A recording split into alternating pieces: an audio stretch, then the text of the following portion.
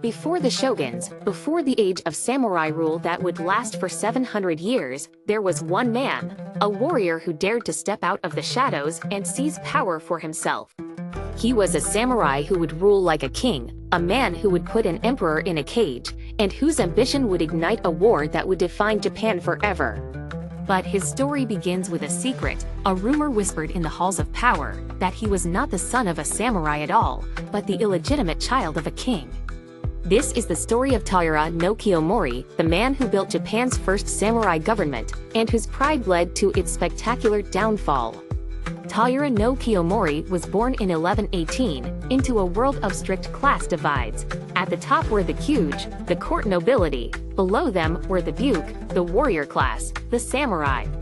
The samurai were seen as little more than brutish guard dogs, useful for violence, but with no place in the halls of power. Kiyomori was born a samurai.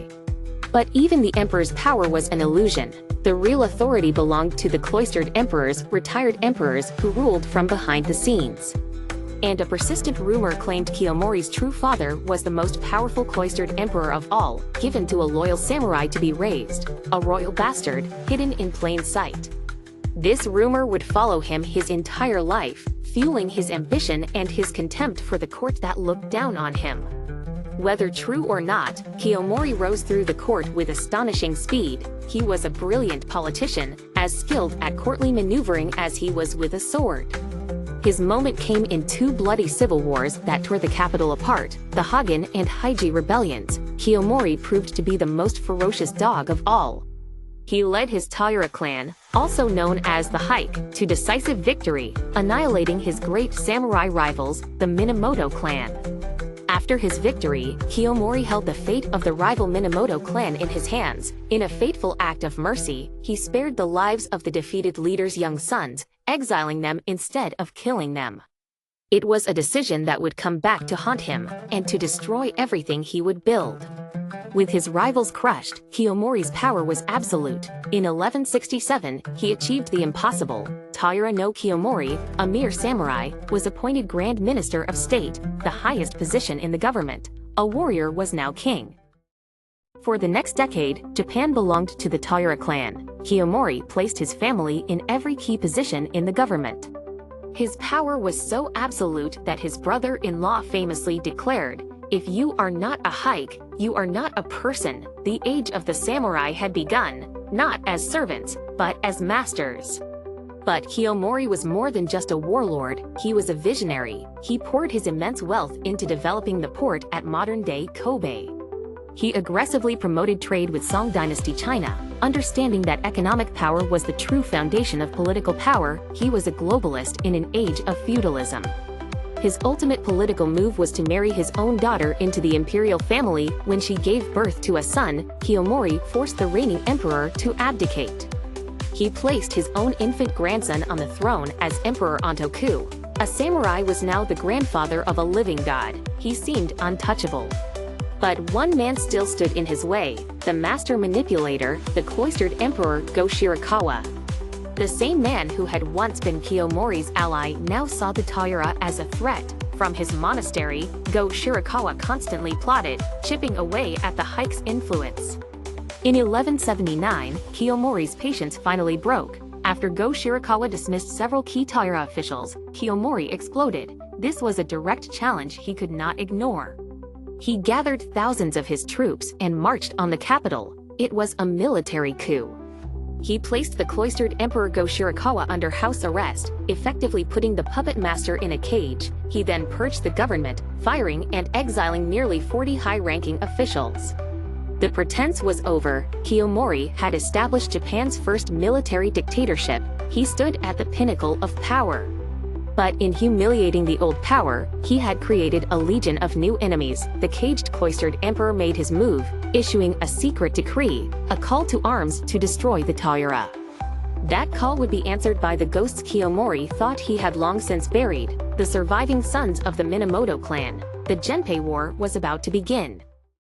Kiyomori's coup was the spark that lit the fuse. In 1180, a prince's call to arms went out across the nation. All across the country, the enemies of the Taira rose up. Most dangerously, the call was answered by Minamoto no Yoritomo. the boy Kiyomori had spared 2 decades earlier. The great civil war between the Taira, Heike, and the Minamoto Genji had begun. At the height of his power, Kiyomori began to make mistakes. Consumed by paranoia, he forced the entire imperial court to move from Kyoto to his personal headquarters at Fukuhara. The move was a disaster, deeply resented by the aristocracy and abandoned after only 6 months. The master politician was now ruling by brute force alone. The Taira clan, after a generation of living as decadent courtiers, had grown soft. The Minamoto, hardened by years of exile, were stronger and hungrier. The tide of the war began to turn against the Heike. As the rebellion spread, Kiyomori, now in his 60s, fell gravely ill. The man who had bent the nation to his will could do nothing against the enemy attacking his own body. In early 1181, in the midst of the war that would decide his family's fate, he was struck by a mysterious, raging fever. The tale of the Heike describes his death in terrifying detail. His body burned with a heat so intense that those who came near felt they were being scorched. Water poured over him was said to evaporate instantly into steam. The people whispered that he was already suffering the torments of the hells for his sins. On his deathbed, he showed no remorse. He had only one final burning desire. His last words to his family were a command. "Do not hold services for me. My only offering is to be the head of Minamoto no Yoritomo. Bring it and place it before my tomb." With that final curse, Taira no Kiyomori died. The pillar that had held up the entire Heike clan was gone, leaving his family to fight a war they were now destined to lose. 4 years after Kiyomori's death, his clan met its end at the epic naval battle of Den no Yura. To prevent the capture of her grandson, the child emperor, Kiyomori's widow clasped him in her arms and leaped into the waves, taking a sacred imperial sword with her to the bottom of the sea. The Taira clan was wiped from the face of the earth. Kiyomori's final wish was never granted. Instead, his enemies were completely victorious. The man whose head Kiyomori had demanded, Minamoto no Yoritomo, would go on to found the Kamakura shogunate, Japan's first permanent military government.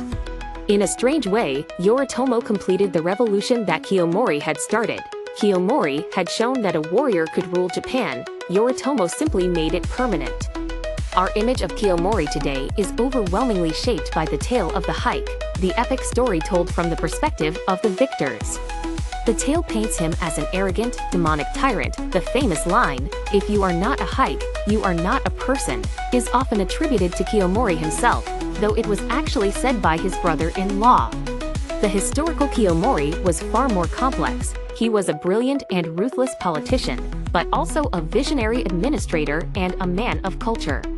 He was a revolutionary who broke a centuries-old political system and laid the groundwork for the next 700 years of Japanese history.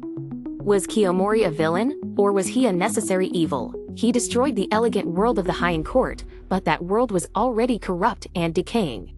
His ambition plunged the nation into a bloody civil war, but that war forged a new, more stable political order. He was the storm that cleared the way for a new season in Japanese history. Taira no Kiyomori's dream of a dynasty ruled by his family was drowned in the waters of Den no Yura, but his true legacy was far greater. He was the man who proved that the sword could be mightier than the throne. He opened the door for the age of the samurai. He was a king who lost his kingdom, but in his spectacular failure, he became the architect of a new world.